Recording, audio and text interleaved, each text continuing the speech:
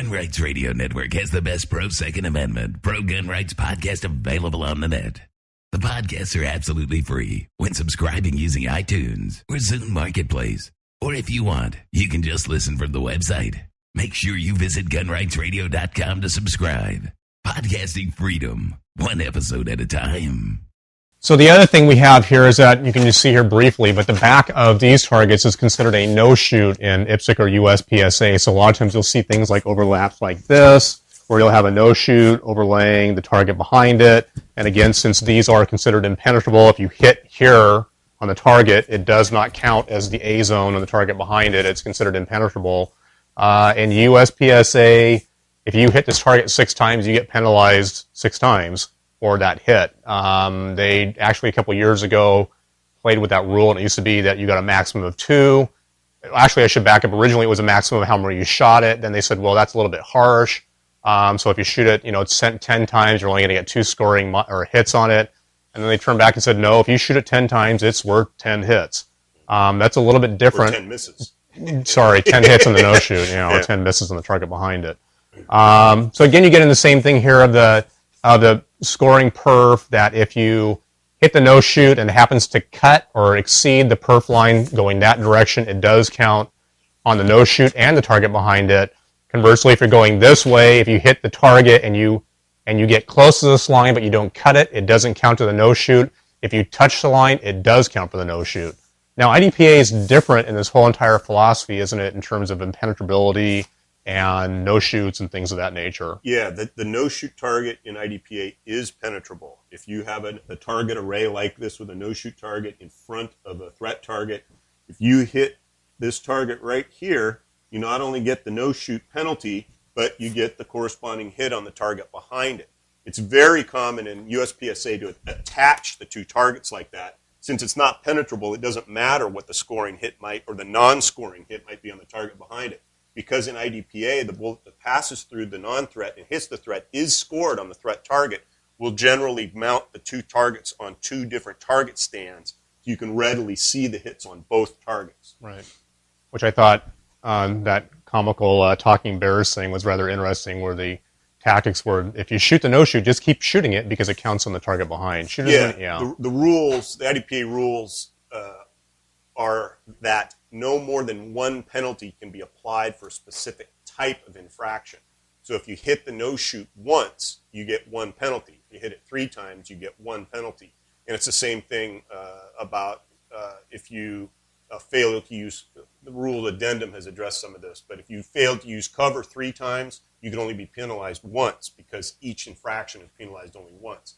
So while on the face of it, it might seem kind of silly, how come if I shoot the thing 3 times, I only get 1 penalty? It's consistent across all the rules in IDPA for penalties that you multiple infractions in a given string are penalized only once. And that's, I think, the point here is that, you can argue about the rules of whether they make sense or don't make sense. It's a set of rules. It's a game. Yeah, just remember which sport you're shooting and, right, and apply the rules accordingly. Right, and rather than trying to, get into detail about does this make sense in terms of the rules, just, it's a game. We shoot within the rules and that's it. So this is one form of an IPSC target. There's the other target, this is called actually the metric target. There's another target called the classic target, which is shot in IPSC countries. And again, we talked briefly about what IPSC is. The USPSA is a region of IPSC, International Practical Shooting Confederation. The other target, the metric target, primarily classic target, came out of Europe, and it is shaped a bit like a turtle. You can see that in the image behind us here. The idea basically is that it doesn't have a head. And the intent is they wanted to make it a non-humanoid looking target so that in European countries they could shoot these without basically the political ramifications that you're out shooting things that look like people and little children because, Yeah, apparently I think for a while they were just cutting the heads off. That is the upper A-B panel. Yeah. They were cutting it off to kind of reduce the humanoid look to it.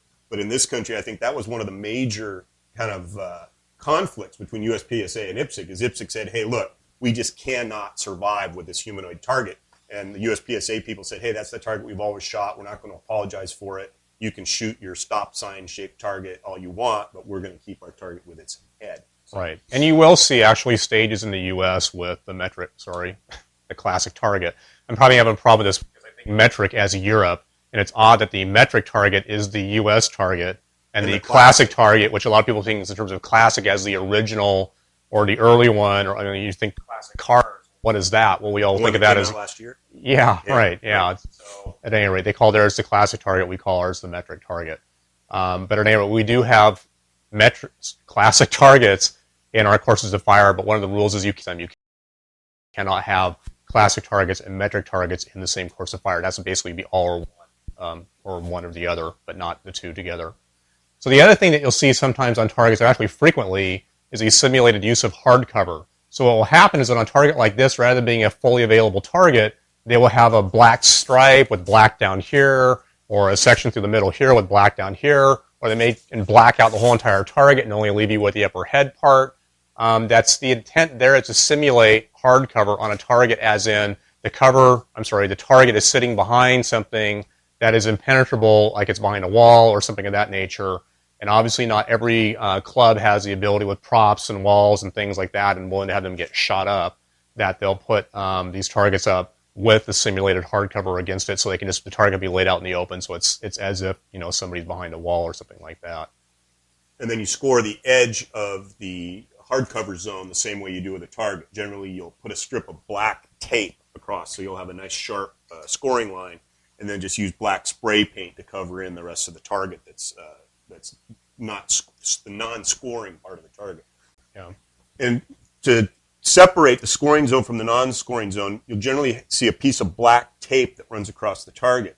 And it can be essentially at any angle, any location, as long as you just run a single piece across. You can block whatever part of the target you want.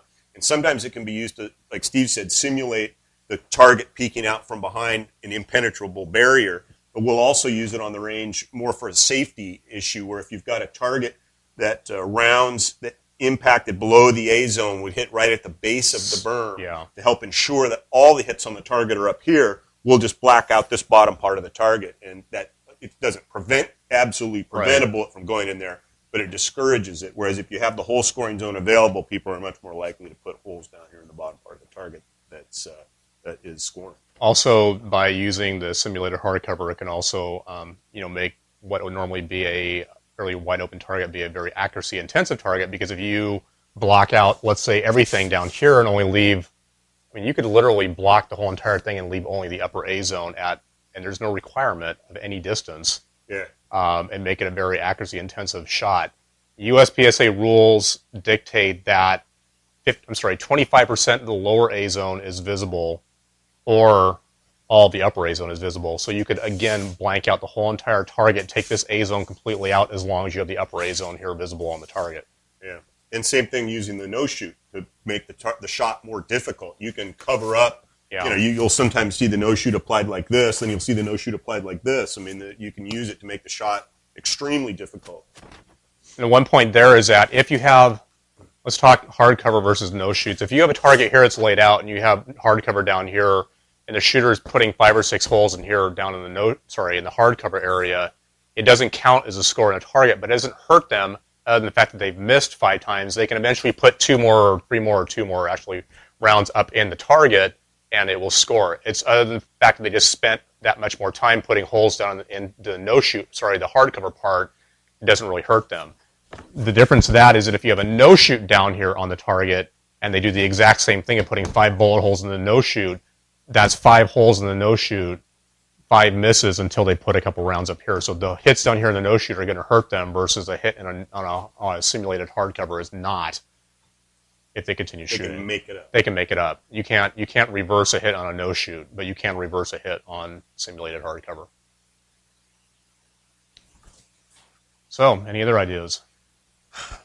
I think that's about it for scoring the target. Okay. So if you have any questions, email us at powerfactorshow@gmail.com. Or visit our website at powerfactorshow.com. I'm Rick. I'm Steve. Till next time. Bye.